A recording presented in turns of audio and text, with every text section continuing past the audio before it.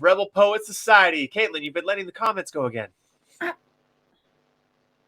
Well, I'm sorry. I'm still on old rules. That's okay. You'll get it. And I'll just you could read them yourself, you know. Actually, I can't because you don't. Okay, I'm gonna give you a break. Yeah, because he can't Can't use it. You know what the software looks like. So I'm gonna let you have that one and explain this to you. I can't very slowly.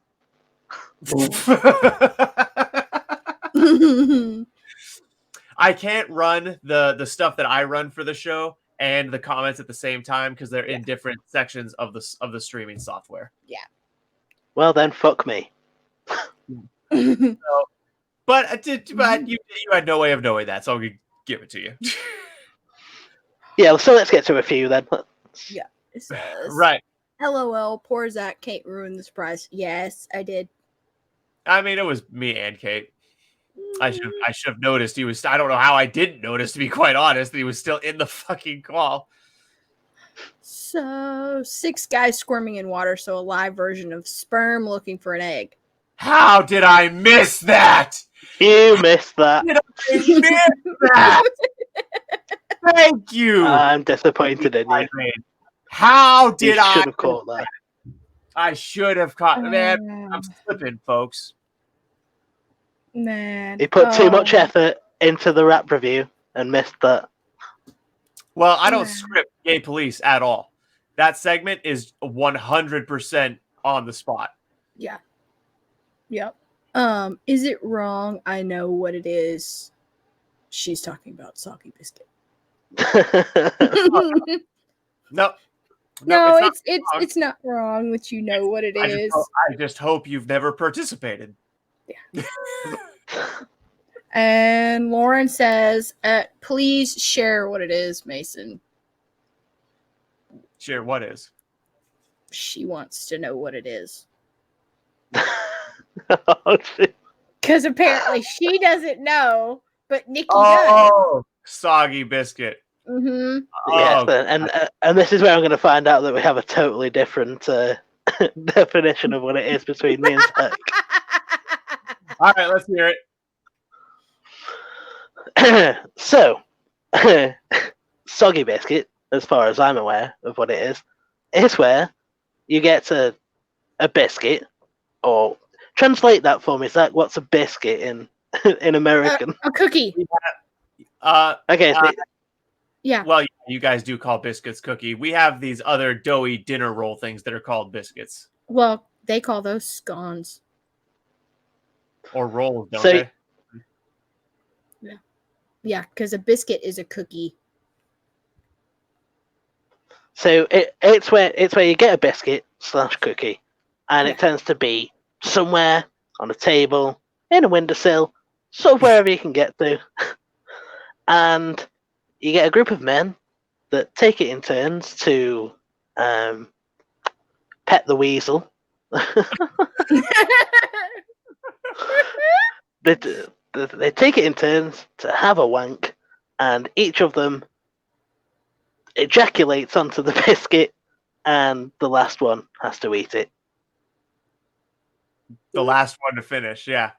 And okay, so you got the rules a little bit wrong as far as I heard them. It's not that they take turns, it's that everyone is whacking off at the same time, and the last one to finish has to eat it.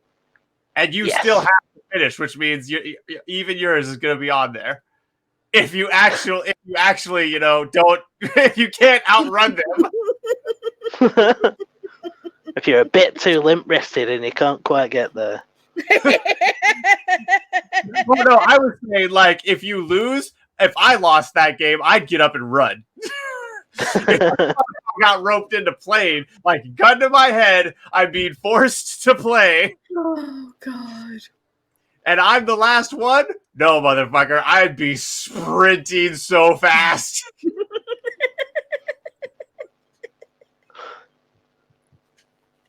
Anyway. I look like the Flash. This is Nikki's. supposed to be Rebel Poet Society. Yep, that's what this is supposed to be. LOL, you just grossed out Lauren. Like, well, As it should. hey, It's one No, it's not my game. It's one of the most creepy games ever conceived of by my species and gender. Yeah, it's horrible. Yeah, it's not my game. It's not my fault. No. So, it's Caitlin, do you want to do your poem first, or should I? Yes, let's get to some serious poetry. Yeah, you go first. Oh, God damn it, making me go first. All right. Yeah. Unless you want to do Mason's first. It's first the worst, second the best, third the lazy donkey. I feel like that's a sex innuendo. No, it's just a childhood rhyme. It's just an innocent childhood rhyme, and you just said it was a sexual innuendo. If you don't see the heavy sexual overtones in that nursery rhyme, I don't know what to tell you. So, this poem is called Mason of Darkness. What? Oh, Jesus, this one is a surprise. A jolly smirk and cutting snark, insightful without sight, building friendship from bricks of contempt, like a mason of well-intended malice. In darkness he rests, the laughter echoing around him. Flashes of life dart across his dreams, writing worlds he will never see. You build your walls of defiance high, so you might not rest peacefully so you might rest peacefully inside. But the darkness will never be quiet, for I will always laugh at your side, my friend. I'm sorry, I just had to wipe the tears. That's why I didn't respond. That's so emotional that I had no words. That was fucking excellent. Yeah. Thank you very I'm much. glad you like it. I'm glad you like it. Well, I like the friendships built from bricks of contempt. That's excellent. Although, to be fair, mine and yours friendship is probably the most contemptuous one that I have. I'm not exactly an unabrasive person. That's fair.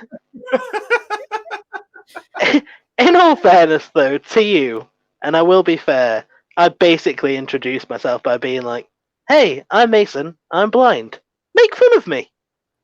That is true. He did kind of ask for it. The first time I met Zach, he was doing a stream with Kate, and I just jumped on and just started making blind jokes to try and pop him, and it worked. And then ever since then, I've regretted that decision so much. I wake up in the night, and there's just like this shadowy figure next to me, and he leans down and he makes the worst, lamest blind jokes, and then I can't get back to sleep afterwards. Caitlin, what do I do? What? What do I do? I break into people's houses at night, and I smell their dicks. Oh my god! I was about to say, which thing? I feel bad now because he wrote me this lovely poem, and then I went on for the next 2 minutes just being like, "Yeah, you're a dick." It's my cold. It's my cold British heart. We can't show friendship. Not in that way. It has to be like, "I love you, but you're a dick. But I love you, but you're a dick." Well, Mason, I might be a dick, but I've smelled yours, so check me. What? Oh my god! I'm sorry, Mason. I'm having a little bit. You could say that I'm having a little bit of a piss on you with Kate right now because all of this is like this last like good 2 minutes of bit has been referenced. Oh my god! Oh my aware god! Hey! Oh, or Lauren. Zach stands by his bed with his dick out. From the last, And here's me. the last Rebel Poet Society, because apparently Zach does everything with his dick out. I wrote a whole ass poem. That's great. That was great. Yeah, You yeah. totally, you totally cut over the joke I was going to make, but yours was way better. I was about to say, and here's me thinking there was just running water next to my bed.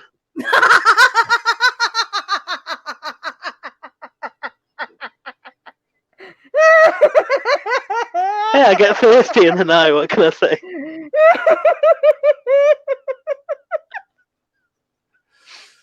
Now I feel dirty. Quick, read another poem. Caitlin, are you gonna read? Okay. Mine is really short. It's kind of like flash poetry.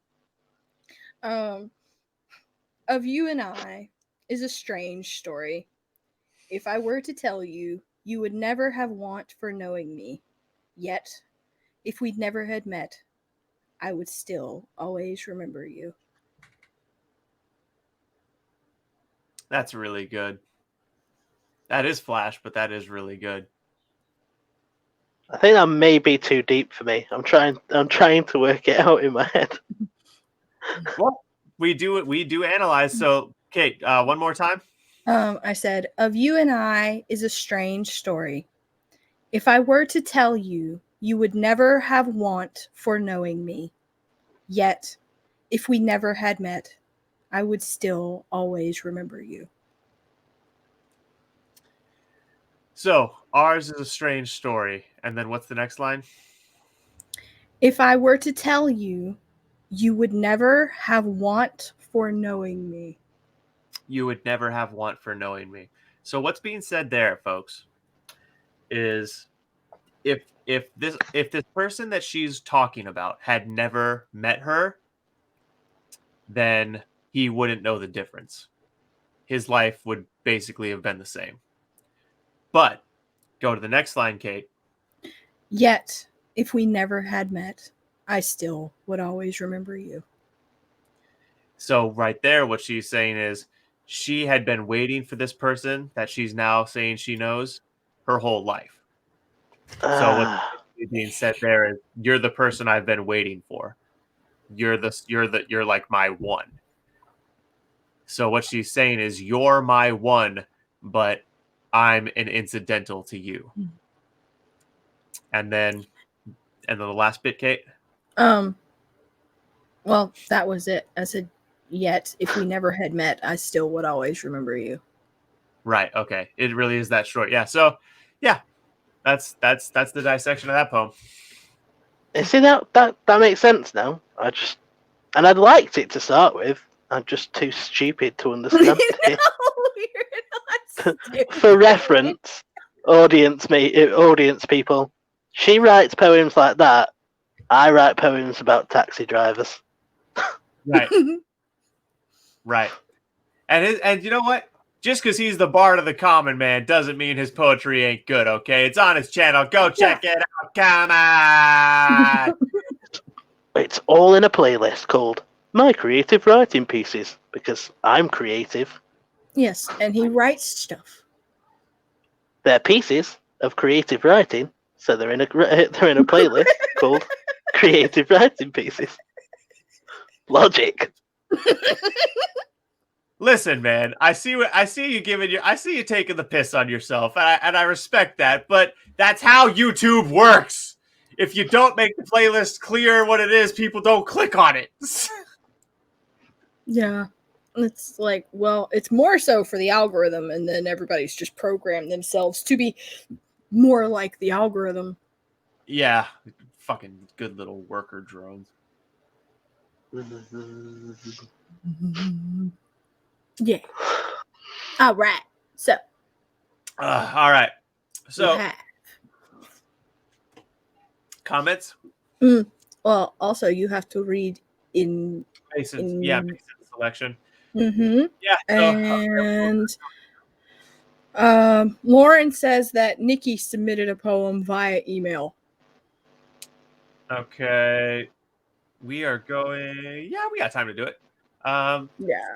Time to do it. And Owen says, "All right, bro, gotta go to bed. Got home from work about the time you started. Love you, dude. Have a great stream. You have good sleep, Owen. And good night, sheepyhead. Yeah. And everyone, make sure that comment account he's using. He streams from that Twitch. He's a really chill dude.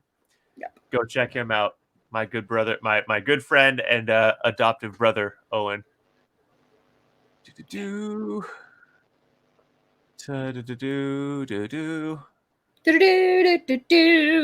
am not. What? I felt like I had to join in with that. Yes. I couldn't be left out.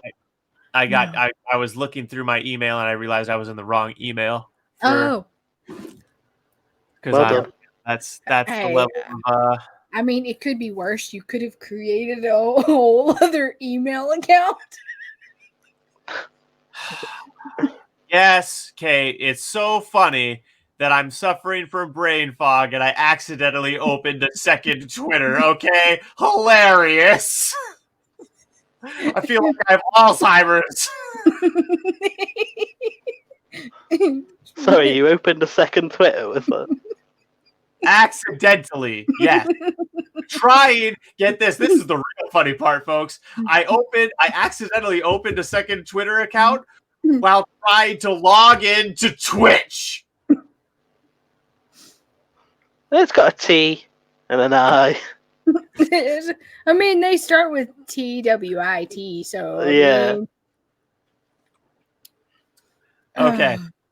So this is from author Lauren Adele over at YouTube. She's also in the comments as something before divided by site. So yeah, go check her out on YouTube if blind author content is something you care about. Yes. Or resources for the blind. She talks about that for blind authors as well. So anyways, it's a niche. It's really only the three of us. Right? Anywho, battle cry. Growing up, I became accustomed to the word no, to having my decisions made for me, to feeling alone despite the constant shadow of another tailing me to keep tabs on me, quelling my parents' fears of getting hurt. Who knew that being disabled would lead to so many restraints? That losing your sight was a waiver on your freedom. Losing your identity always being compared to the stereotypes created by society's expectations. Being forced to endure the labels and barriers put in place. A barricade to prevent you from joining in with the masses. Society's misconceptions and biased beliefs have ignited a rebellious spirit inside my heart. Each constraint is a bridge I must destroy. Each stereotype is a curse I must erase. Every defined decision carries out my battle cries, revealing the truth to the world. I may be blind, but I can still dream.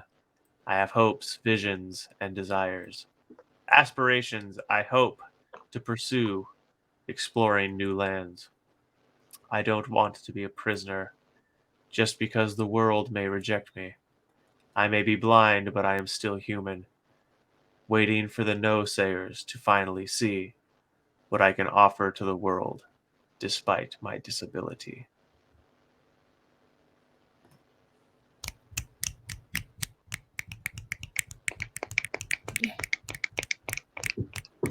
I want to hear what Lauren Mason has to say about that. I was just about to. Lauren, straight up, That was great. As someone who has had at least a relatively similar experience, that was just so relatable. I totally feel that on so many levels. I mean, Zach literally made that defiance point about me in that poem, and I completely agree with what he said, and I can see it in Lauren's poem there, and it really does. It is really relatable because when I was younger, my mum was quite protective, and I think she, especially as I got older and sort of got my own independence, she used to worry quite a bit. So all that beginning bit was just chef's kiss. So awesome. Alrighty, thank you for the submission, author Lauren Adele. Thank you, Lauren. Kate, put one of her comments up so people can. All right. Yeah. Who she is. And Lauren says Nicole submitted a poem. Kate just calling out all of Zach's fault. Nah, it was just. So if that was Nicole, okay. Yeah, it's Nikki's poem. Okay, my mistake. The other author in our comments right now. She says, sent for me since tech hates me. Roger. Yeah. Okay, then. Well, we'll take everything that I said, but replace Lauren with Nicole. Yeah. Exactly. Yeah. But last poem. And Nicole is also on YouTube, Nicole the Blind Mage, and she does a lot of the same stuff as her sister. Yes. Writing streams and talking about writing, and they co-author a book, Hunted the Immortal's Kiss, which we did a pro release of on Adventurous Publications at YouTube. It's okay, Zach. Just tired. Yeah. Sure. We'll go with tired. Yeah. What? You had a rough week, man. I did have a fairly rough week. All right, Kate. Do me a favor. Yep. Add the window back to the stream. Yep.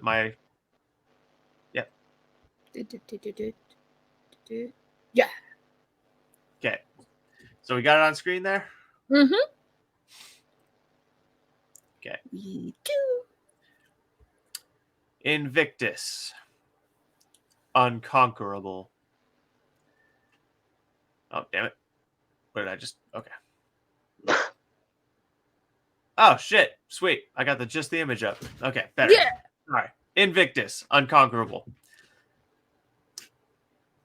Out of the night that covers me, black as the pit from pole to pole, I thank whatever gods may be for my unconquerable soul. In the fell clutch of circumstance, I have not winced nor cried aloud. Under the bludgeonings of chance, my head is bloody, but unbowed.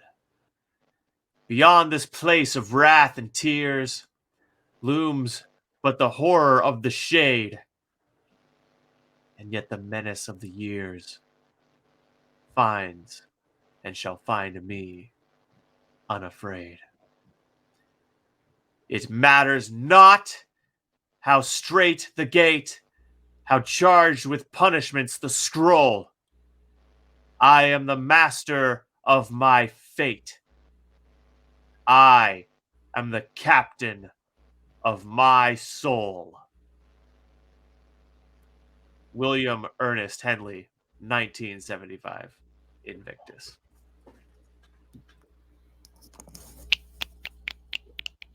Tell me that just doesn't fill you with defiance. That fills you.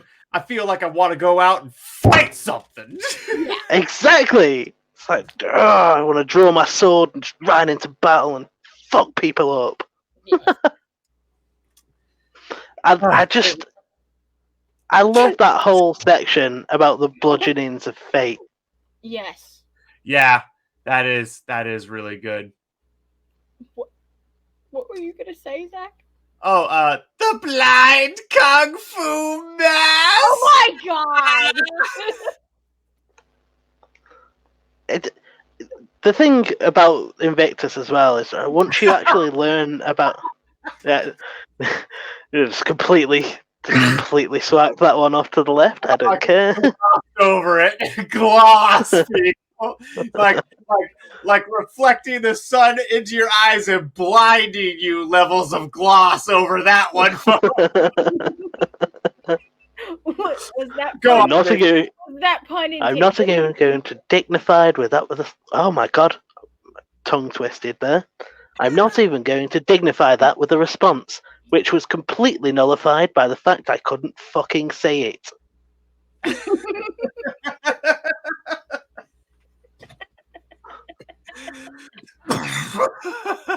Oh. Anyway, Henley went through some shit. If you go and look at his life, dude had both legs amputated due to tuberculosis. Yeah. And that's just like the tip of the iceberg. Dude just had like blow after blow from life.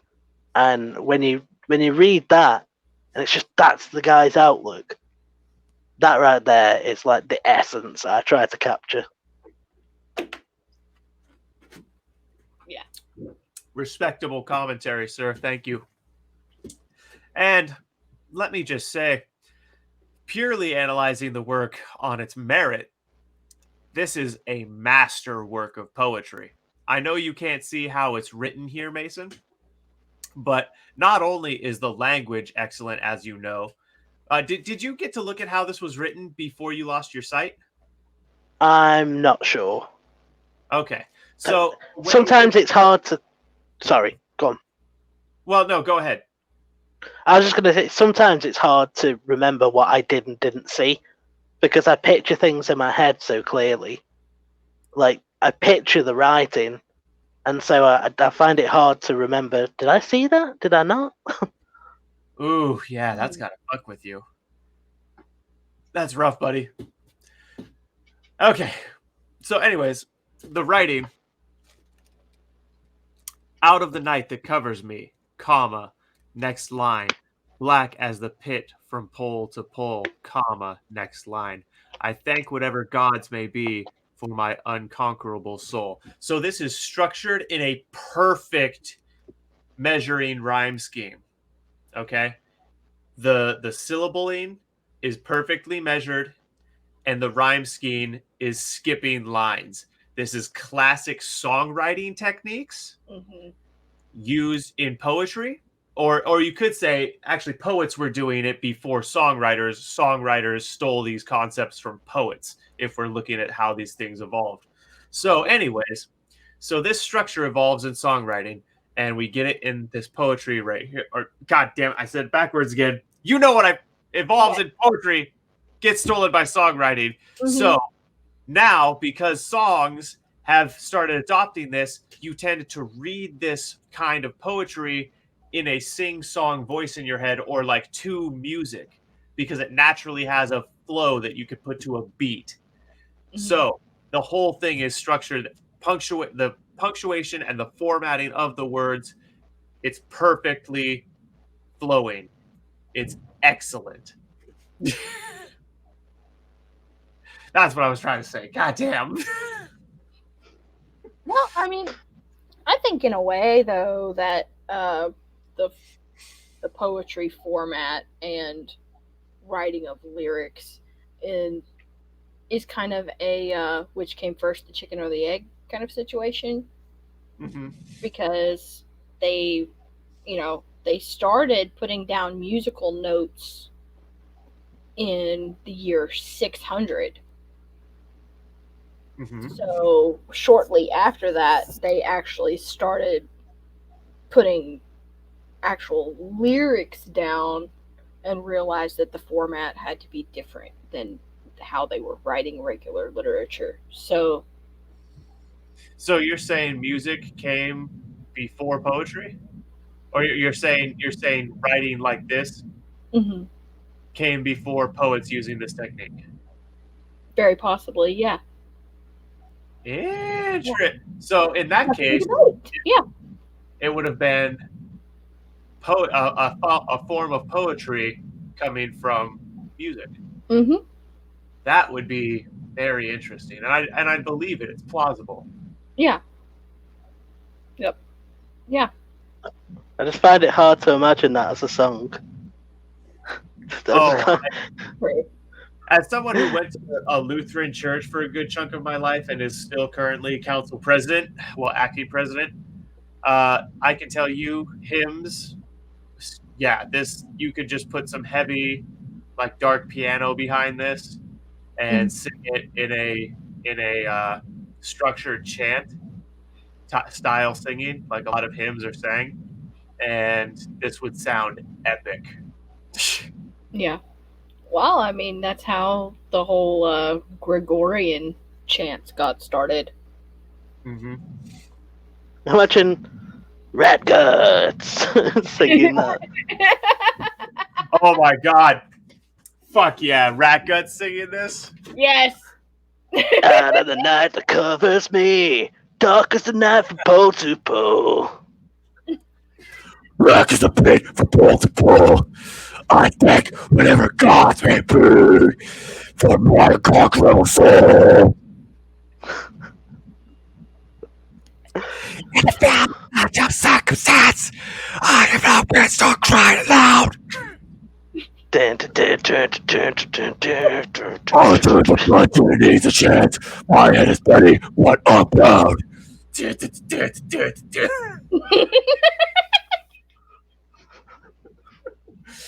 that would be a great heavy metal song. Yes.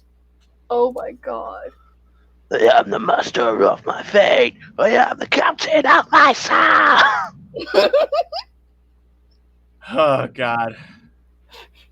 Henley's just positively rolling in his grave right now.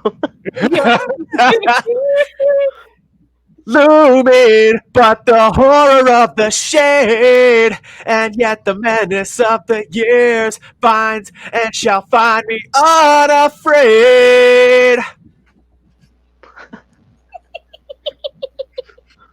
Just one more before we move on. Come on, you've got to hip hop it now. I gotta hip hop it now?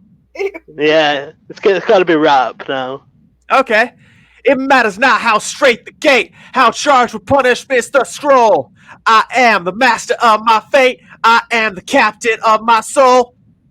Oh, now I want to do the whole poem like that. Hang on, that's hard. Damn. Hang on. Bars, man. Out of the night that covers me, black as the pit from pole to pole, I thank whatever gods may be for my unconquerable soul. In the fell clutch circumstance, I have not winced nor cried aloud. Under the bludgeoning's a chance, my head is bloody but unbowed. Beyond this place of wrath and tears looms but the horror of the shade, and yet the menace of the years finds and shall find me unafraid. It matters not how straight, how charged with punishment's the scroll. I am the master of my fate. I am the captain of my soul. I ran away and had fun with that last bit. So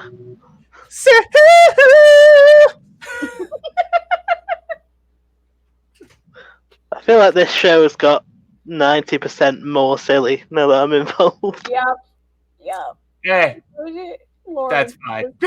Look what Mason created. Yeah.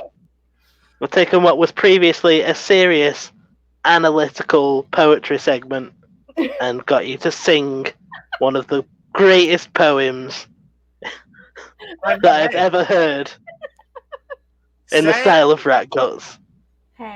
Style of Rat Guts.